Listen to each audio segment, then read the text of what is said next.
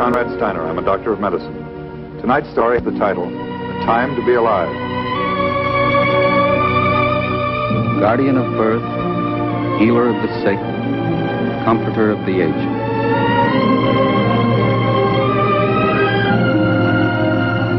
To the profession of medicine, to the men and women who labor in its cause, this story is dedicated.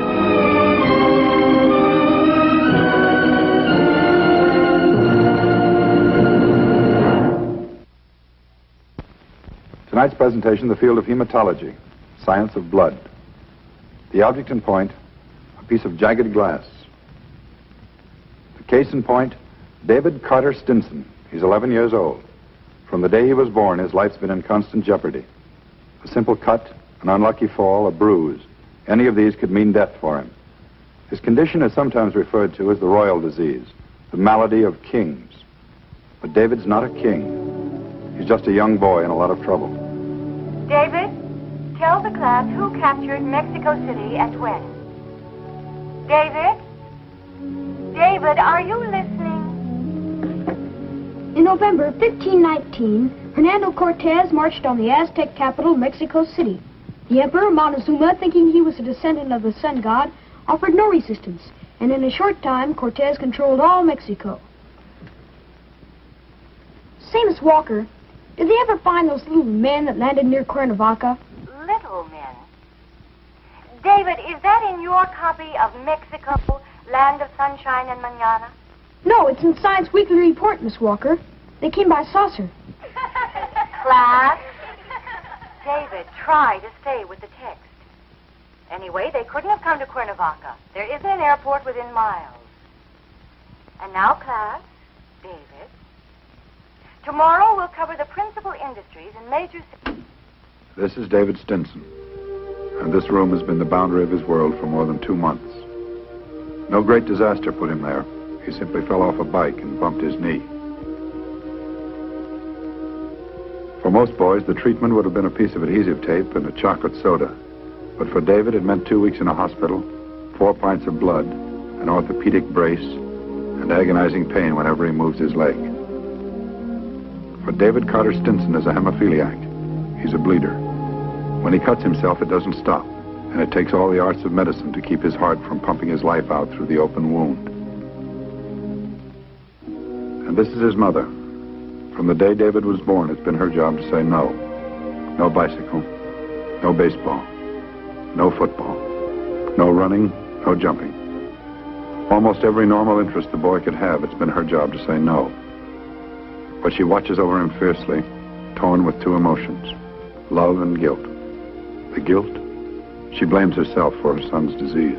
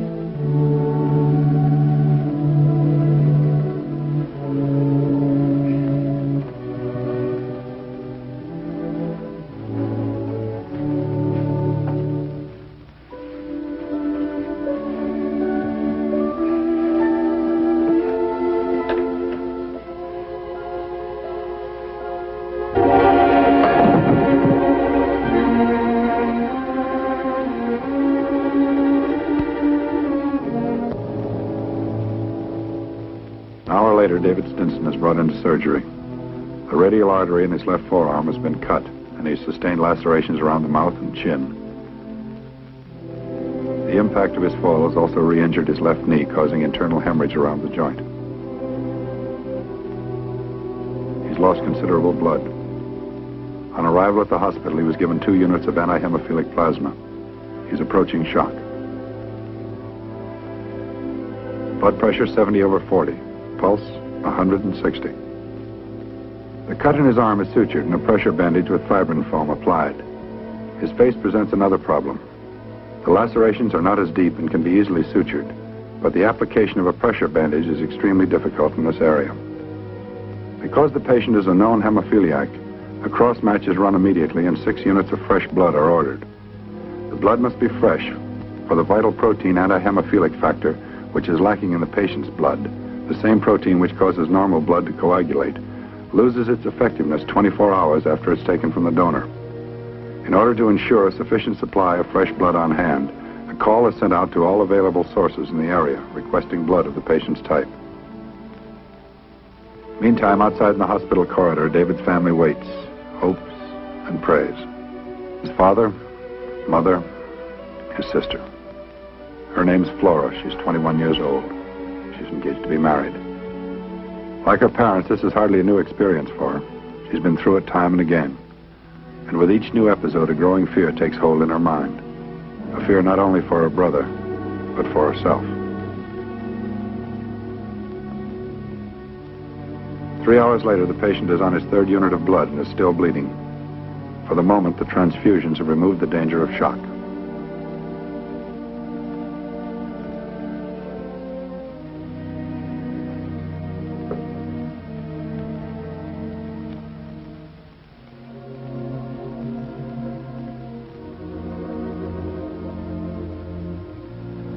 This makes 1,500 cc's.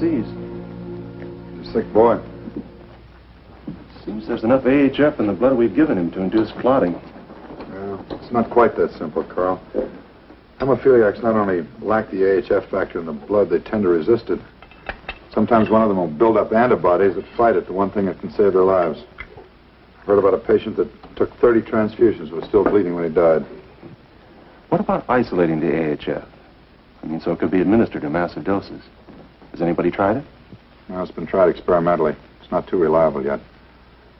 So far, the best we've got is fresh blood and plasma. All we can do is what we are doing. I talked to George Fletcher, the hematologist. He agrees with the procedure we're following. If you want me for anything, I'll be outside getting a history from the parents. Tell him I'll be out as soon as I can. Right. Dr. Steiner, look at this.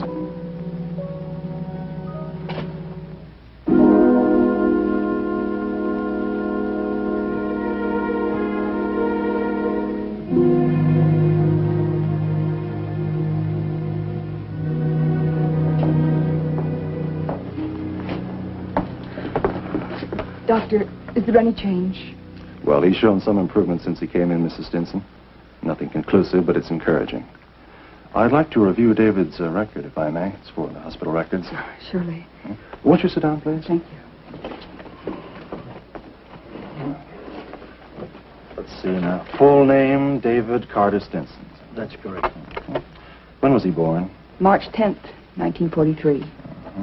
Any childhood diseases? Chickenpox, measles.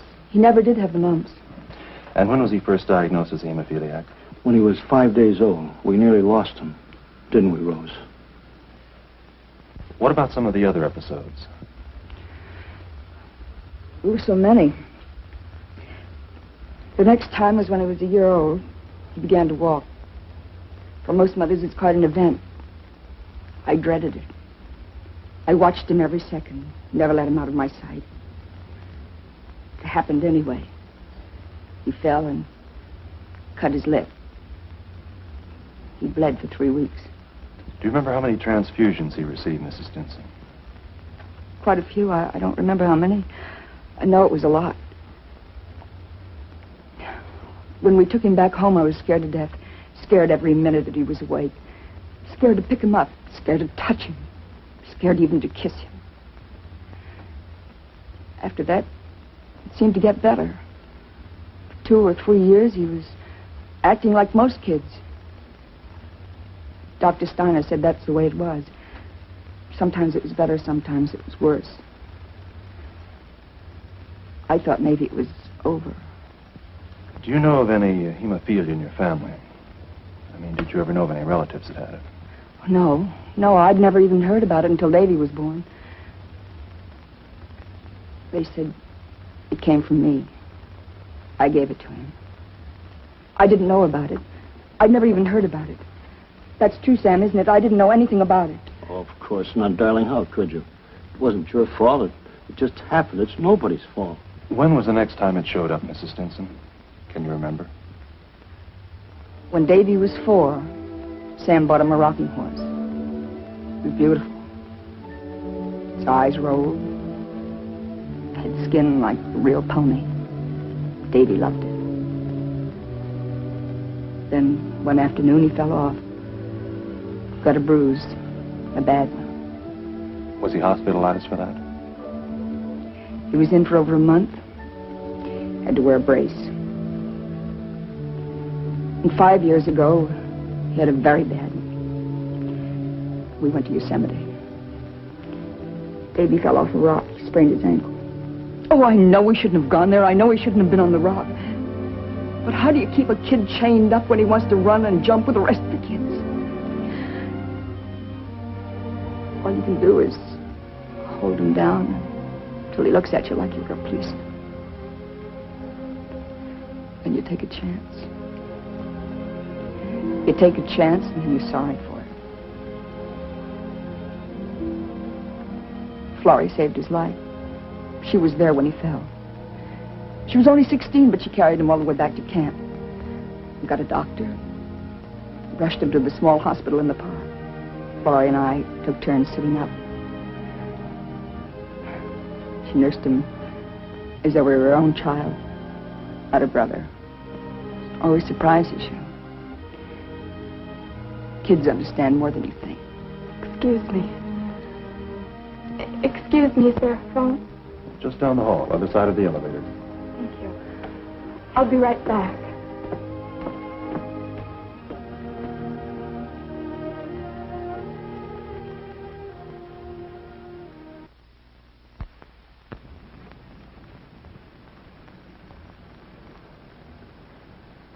Jimmy, this is Florrie.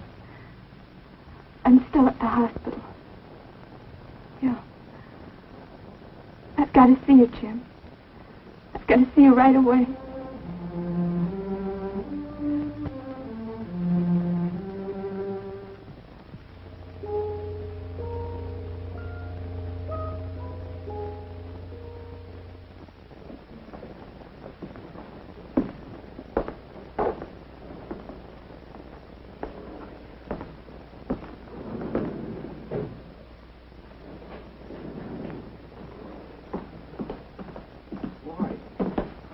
What's doing?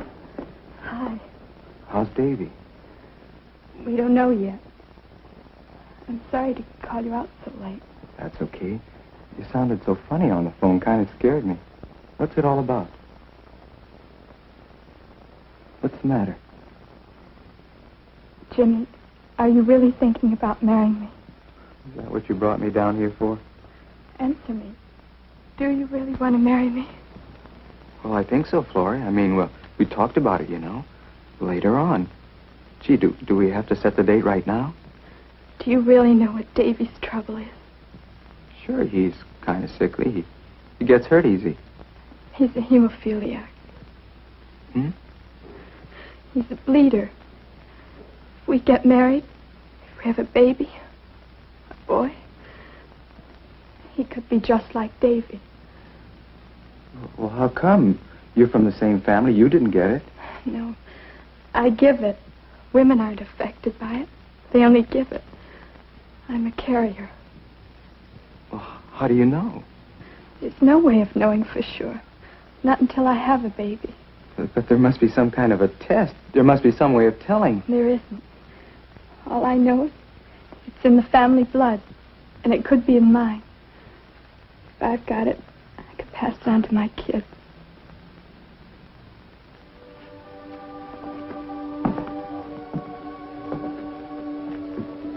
Florrie. You're probably worrying about nothing. You're probably perfectly all right. And if I'm not, would that be all right with you? Spend your life in hospital hallways, have a kid you can't have any fun with, watch him every minute of the day and night. Is that all right with you? Talk to my father. Ask him what it's like. Ask him how many times he's gotten phone calls at work. How many times he's come home and seen a crowd around the house and an ambulance waiting out in front. Ask him how many nights he's slept in the hospital waiting room, like he's doing tonight. Sure, he wanted a son. It's what he always wanted. We finally got one. Davy. And what is he? A little kid. Almost like a glass doll, lying propped up in a bed most of the time. Gets so you're even afraid to touch him because you might start him bleeding. Is that the kind of a life you want? You want kids like that? Would that be all right with you? Do you want me that much? You better go home, Jimmy. I said you better go home.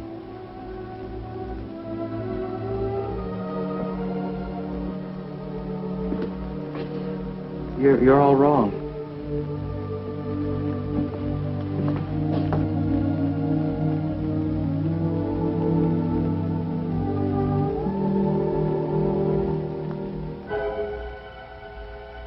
Seven hours later, and there's still no great change in the patient's condition.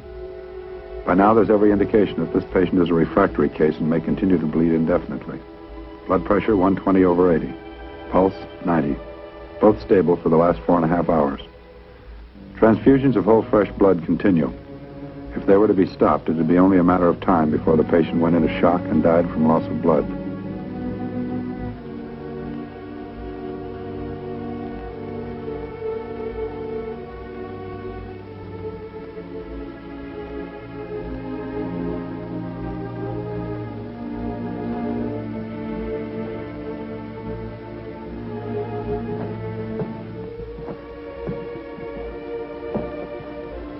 Pressure bandage is changed at regular intervals.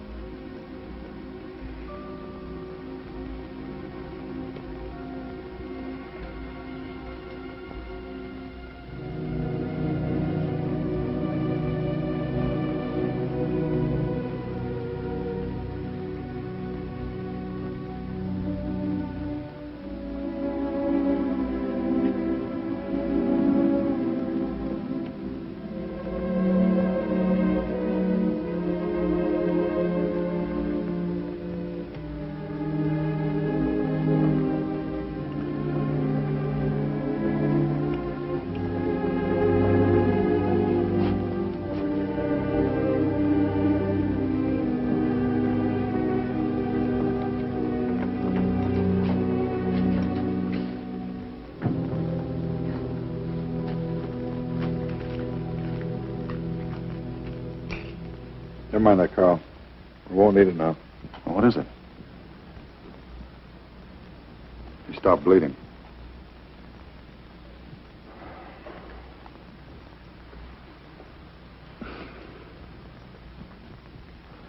He's so pale. He hardly seems to be breathing. He's all right. We have him under pretty heavy sedation. There's no need to wake his mother, is there? I don't think so. Not unless you want to. 11 years old. He's the top of his class in school. They want him to make a speech when he graduates. He's a bright boy, Mr. Stinson. You ought to be proud of him. Is he going to live, Doctor? Well, he came out of it this time. If he's careful, no more accidents, no major cuts or bruises, he ought to make out pretty well for the time being, at least. Well, what about the future? Well, that's pretty hard to say. Well, what isn't hard to say? What can you tell me that I can take to his mother so she wakes up with a smile for just once in her life? Your boy's alive, Mr. Stinson. 20 years ago, he'd have been dead. Alive? Alive for what? So he can spend his life in hospital beds with braces and wheelchairs? Would you like to come outside, Mr. Stinson? We can talk about it there. What can you tell me outside that you can't tell me in here? I can tell you the truth.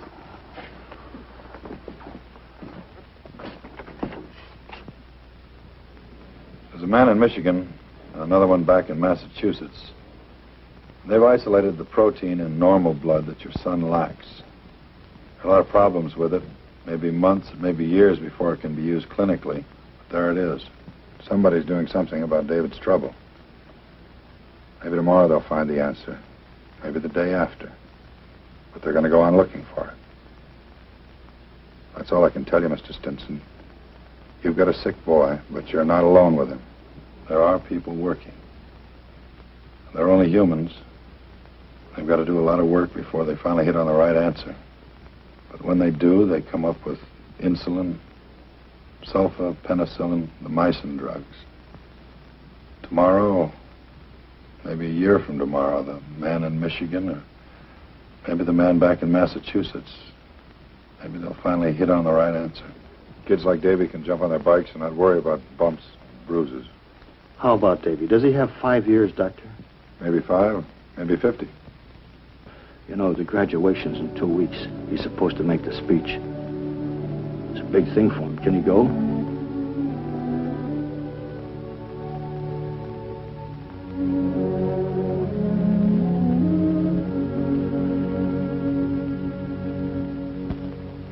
David Stinson, I, Rhonda Meade, is Vice President of the graduating class of Jefferson Grammar School, am proud to congratulate you on your achievement as honor student of the class of 1954.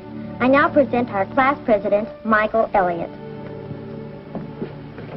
David Stinson, I, Michael Elliott, as president of the graduating class of Jefferson Grammar School, am proud to congratulate you on your achievement as honor student of the class of 1954.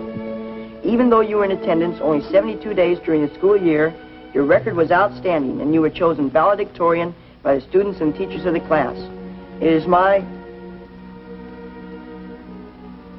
my privilege to present you with this award in token of your achievement. Thank you, Michael.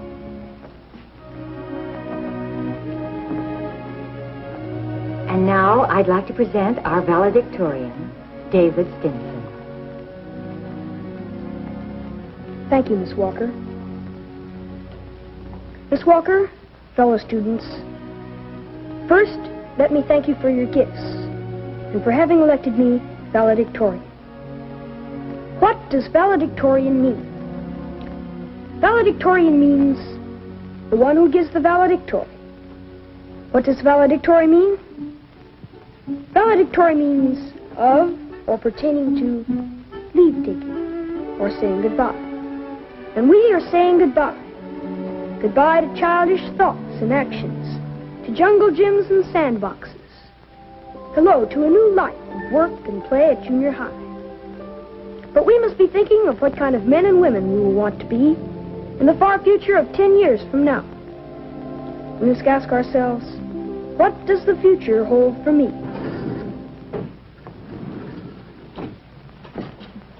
Florrie, I've been waiting for you. I'm late, Jimmy. It's Davy's graduation. I wish you'd listen to me first. It's important. It's been 2 weeks, Florrie. I haven't seen you. I haven't called you. I suppose you thought I was trying to ditch you. Well, I'm not. You gave me a lot to think about, Davy and all this hemophilia stuff. Well, I thought about it. I thought about every angle. It's time, Florrie. I guess we've got to grow up. A month ago, we were kids. We're not kids anymore. We both know the score. Well, that's all there is to it. I love you. I want to marry you. I want to have kids. I want to be with you. That's all I've got to say. What do you think? Well, I'm glad we got that settled. Which way's Davy's room? Come with me. And so, fellow students, I say this is the most exciting time to be alive. Each of us, in his own way, was prepared to face his own future. Yes, nothing is impossible for those who have faith in the future. Fellow classmates, the world is our oyster.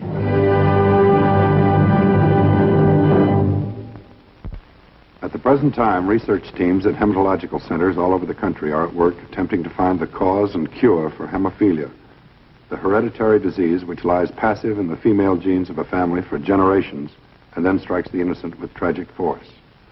Through the steps made by modern medicine to date, by transfusion of whole fresh blood and anti-hemophilic plasma, the lifespan of a hemophiliac has been increased from a few short years to an almost normal and useful period. There is no cure for hemophilia yet, but someday in the near future, a hemophiliac may be able to control his disease by injection, much like the injection of insulin for diabetes.